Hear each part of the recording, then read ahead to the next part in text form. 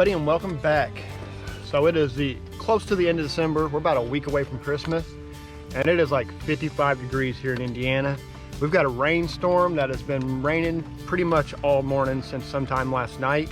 And so what that's done, it has melted the ice away and it has blowed the creeks out.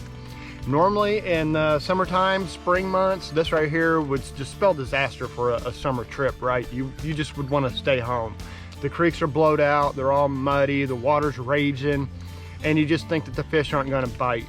And that may be the case on most summer trips, but in the wintertime, this is a key time to actually get out and catch some of the larger fish in your creek. Now, it's pretty common knowledge that fish migrate, and for a lot of people, they believe that the fish just migrate out of their creeks, they head into the river systems, and they're gone, not to be seen until the spawn season comes back around the following year. Now, studies have shown that in some cases, that is fact, but also studies have shown in some cases, fish only migrate up to 3 feet. And that's the fish that we're after today. We're after those 3-foot migrators. We're gonna be using Kietech swim baits, and we're gonna be using Ned Wacky baits on Ned rigs and VMC jig heads. So stick around, guys, this ought to be pretty good. All right, so here's what we're looking at. This is the hole. Now in the summertime, you'll see these fish around this big sycamore right here in front of me. And up in that corner, there's like a deep hole, and the fish love to go in there. In the wintertime, they'll be along this line, and then right up underneath this bridge. It's where they like to go. The water's not very deep here, really. Today, it's probably about 4 foot at the deepest, and in normal pool, it's about 3 foot. Now, the reason why I think they stay here is, one, because this place gets loaded up with bait fish. So the bait fish go here. If the bait fish go here, the predators will go with them. But also, if you go downstream here, it's a few miles before you really find any good water. And so I don't think the bait fish are too worried about going that distance. And so that is the reason why the bass stay here as well. Well, let's make some casts up underneath here. Like I said, it's muddy. There's leaves and stuff just all over the water. It's nasty out here. This does not look like very good fishing conditions.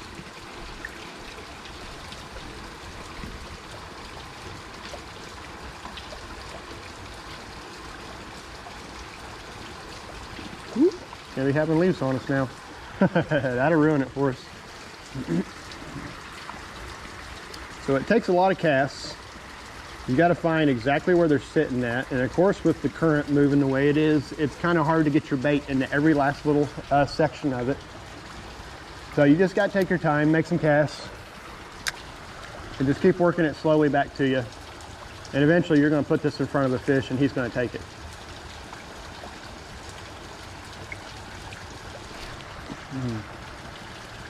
Must have hit the bottom there. We'll say we hit the bottom. I felt like a fish grabbed it.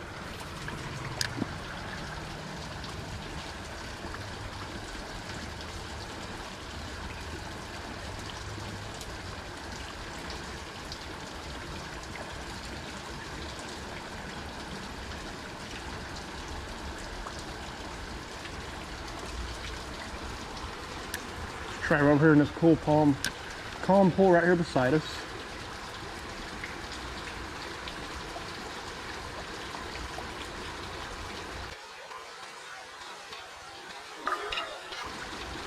Oh, did you see that? He came up out of nowhere for it.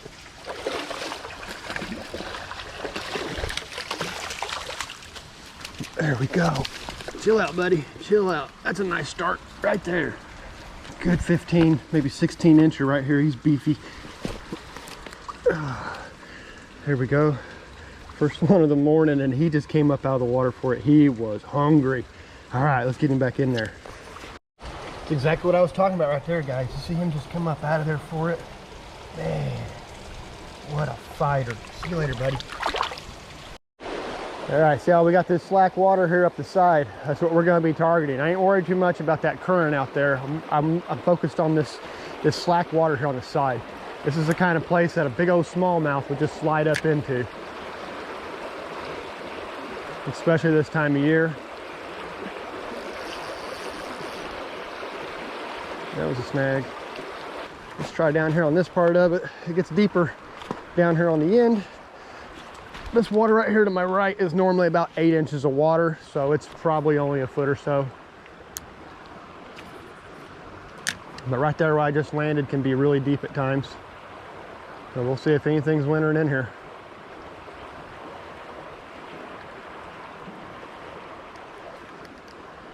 Or if I just keep getting snagged.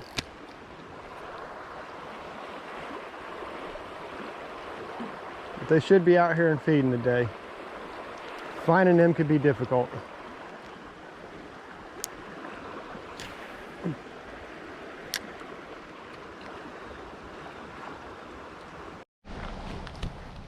All right, we got some more slack water here. We're gonna throw it across here first though, because they really like to winter underneath that big tree.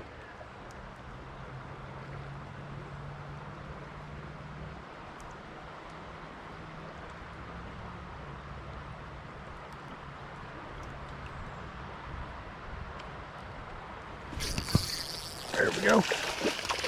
This one was right in front of me, right here in the slack water. Easy, buddy, easy. Chill out now, chill out. Got another one about the same size as the last one. He's not as beefy, but he's definitely just as long. Not bad at all. All right, let's get him on back in there. Not a bad one, guys. Back in he goes. We'll catch him again later. All right, so I know this is actually a deep hole. I spook fish out of it all the time in the summertime. I'm gonna see if I can catch one out of it in the wintertime.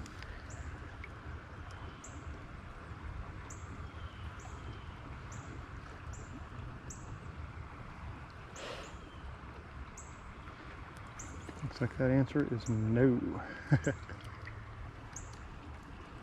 You never know though. It could always be something just hanging out here, so it's always worth a try. At least make you a couple casts and convince yourself first that there's nothing there by trying for them. As you've seen, if you put it in front of a fish in the wintertime, usually they'll just take it. There's no questioning about it. No multiple casts, you just got to get the right cast in front of the fish.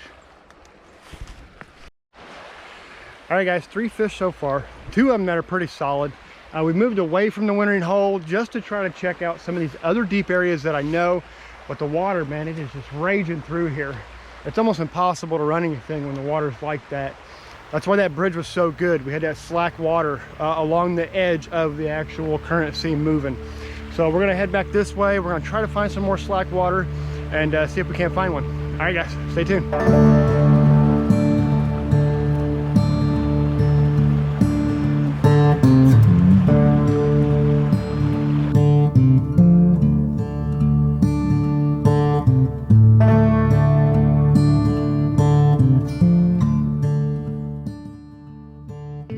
All right guys, not a bad stop at that first creek. We were able to catch 2 decent smallmouth. They had been in the 15, maybe 15.5 inch range and 1 little dinker-doo. But the creek hadn't crested there yet. It's still rising. We've got more bad weather coming.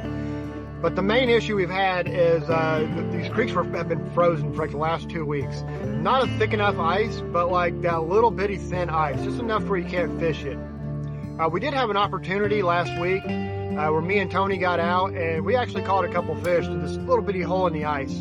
And I'm gonna share that trip with you guys right now while I drive us over to the next creek. So check this out, hang tight, and we'll be back at a new creek.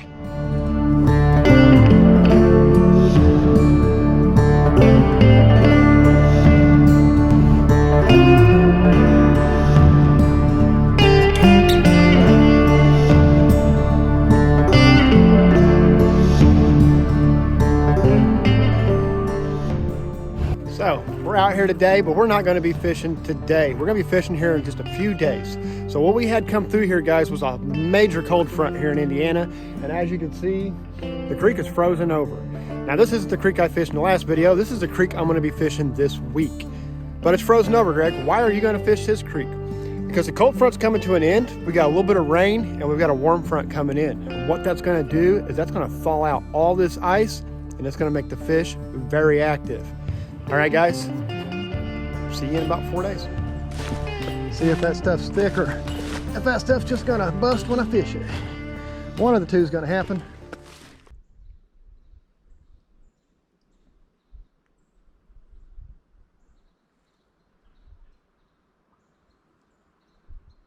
I got hit.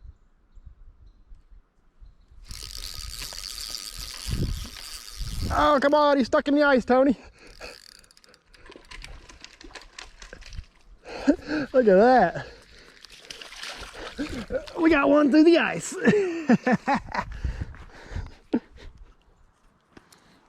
Who needs to go ice fishing, Tony? Who needs to go ice fishing? There we go, guys. First one. There we go. Little bitty largemouth to start the day. Let's try to find somewhere to get him back in because I think it's solid ice right here in front of me. I don't know if he can get through here. Let's see. No, see, ice. So we're gonna take him down here, get him in some water. Right on. All right, we got some open water here. See you later, buddy. On his way he goes. Going home, going back to bed. Okay. I don't blame you. All right, guys, we got bit over here, so I'm coming over to here. We only got like this little bitty line of open water. But I found a biter, so maybe I can find another one.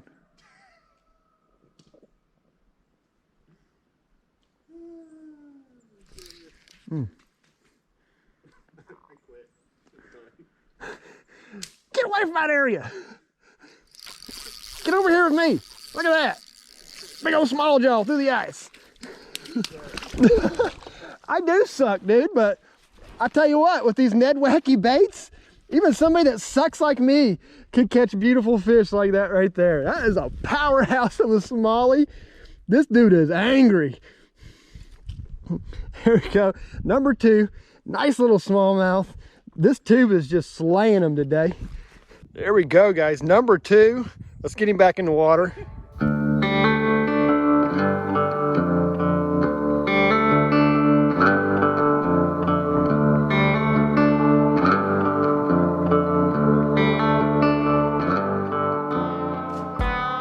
Well, guys, that is 2 fish so far. I'm gonna wait on Tony to get over here so he can get on some of this action. We don't have a very big spot here to fish, but this is exactly what I'm talking about, guys. The ice starts to thaw, the water levels come up, and these fish, man, they just get so active. If you get out here and you take your chances, there's a good opportunity that you're gonna catch you some fish. All right, guys, stick around. Feeling them. There's a good chance that's off of yours.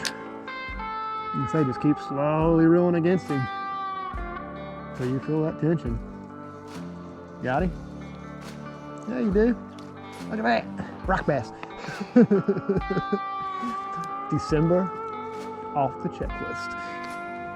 A little rock bass out here, cold water, running through the ice. Maybe he's still with it. On these Ned Wacky rigs. This is the Ned Wacky tube. Doesn't get any better than this, cold water fishing. Let's go get bit. All right, so we're here, and we're at the same spot that you just watched me catch a smallmouth and a largemouth through the ice at. Now the ice is melted, the creek is way up, it's murky, it's muddy, but the main thing is it's open water. Now typically what this does is this really fires the fish up. Now whether we can catch them today or we could catch them in a couple days is dependent on the fish's behavior, attitude, and how the weather's making them feel. But typically when you come out of a frozen area like that, like a frozen period on a creek, the oxygen is really high in there, and then it all melts and the oxygen gets even more higher, and it really fires the fish up. The bait fish gets active, so the bass get active. Amphibians like frogs, they come out of their little hibernation and they're all sluggish out in the water, and that's even more food for the bass. And so they use these 3 or 4 days while this water is moving and up and warm to really feed up and gorge for the next time that this happens. So we're here hoping to be able to capitalize on their feeding period. All right, guys, let's get in the water. All right, guys, I believe this creek here is blowed out just a little bit too much. I think in a day or two, this will probably be perfect. These fish will be fired up. But right now, I think that they're just, they're in their wintering little haunts. They like to stay tucked up around these banks. They like to stay tucked up underneath rocks. And I think that's where they're at, and they're just waiting for this water to, the CFMs of the water to just lower a little bit. So I got one more spot on this creek I'm gonna try, but I expect the same results that I'm getting here now. And if I do get those same results, I want you guys to check out my trip to Kietech that I just went on last week, maybe 2 weeks ago during our ice out. And it's another way to find some fish in the wintertime. What I did there is I went to the dam and I targeted the dam. Dams are really, really deep, and for lakes, it's one of the places that fish will migrate to. I'm not saying all the fish migrate there, because that's not true. Lakes have all kinds of little pockets and currents and just all kinds of little areas. And if you've got a boat, you can get out there and you can find them. But if you don't have a boat like me, then you have to find them from the bank. Then around the dam, if it's a spillway, it'll have like a big tower. That's a great place to target. The bass are gonna be in there, the bait fish are gonna be in there, walleye, all kinds of different species. So let's go ahead and check that out while we head over here to the next spot.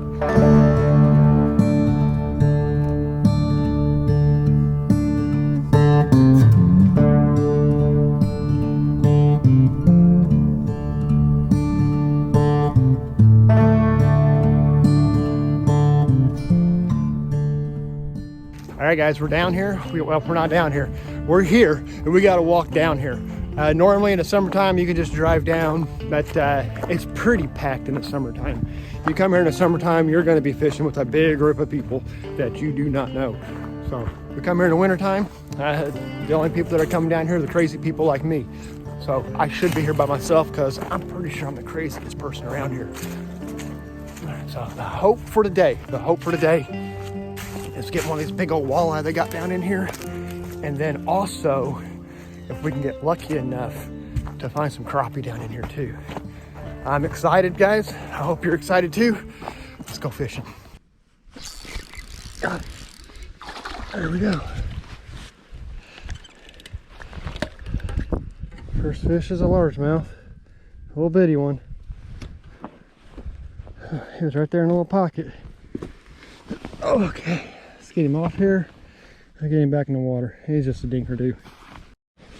Hey, thank you, buddy, for saving the skunk. It's been a rough day already. Get him back in there. Let's fish this wall a little bit more.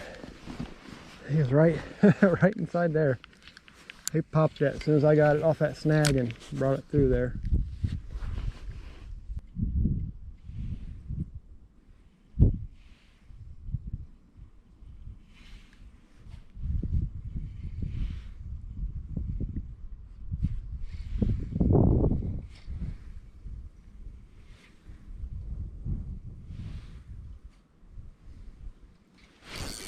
There we go. Fish on.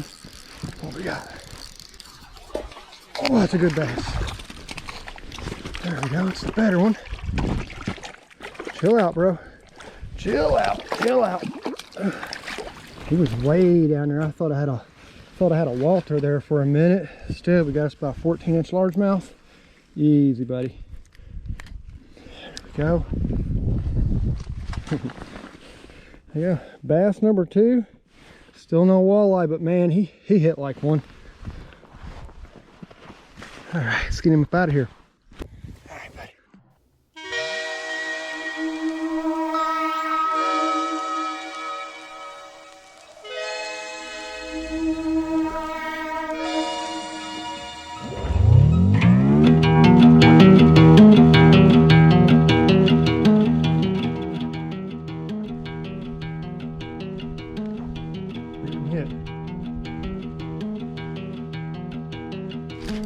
We got him. We got something big here. Oh yeah, good largemouth. Good largemouth. That's a good largemouth. we ain't bank flipping this dude. We gotta walk him back over here. That's a good largemouth. That's a good largemouth.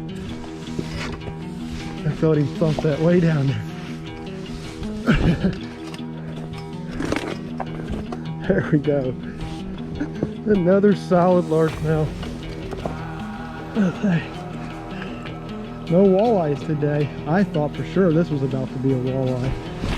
Man, they're just so light with the thumps today. They are all about the swim bait though, I'll tell you that much. Hold on, buddy, I know. Let me get it out of you. It's a funky hook set we got going on here. How'd that go in you? There we go. There we go. There, guys. Another one that is not bad either. It's another keeper, about another 14-incher. All right, let's get him back in there.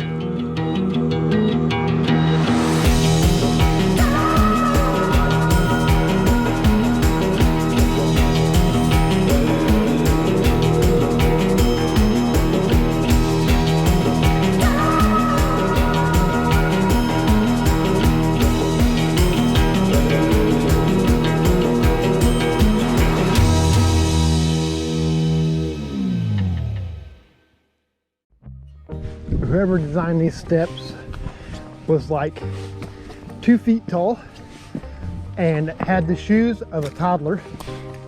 This is ridiculous. Look at this. Nothing better than a safety rail that catches you in the kneecap. Well, guys, it got the better of us today, but we still caught 3 fish. I'm not complaining because I didn't even lose very many jigs. Typically this time of year, and when the water's like that, I'm getting snagged and breaking off left and right. But I think I only lost 2 Kietechs today. One of them was because they caught some fish. The other one because I got it stuck in a rock. But I can live with that. So remember, guys, you want to get out here and do this winter fishing, really think about the big holes. One thing that I didn't bring up that Trey brought up in an episode not too long ago is not getting married to a spot. As you notice, I was all over the place in this video. I wasn't trying to just hammer one place all the time.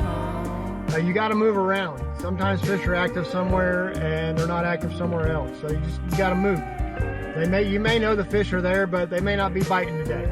Go somewhere else. Try it out. Check out your lakes. Check out your dams. Really focus in the fall time, guys, when you're fishing, and follow your fish to their wintering holes. You will find them. All right, guys. See you on the next one.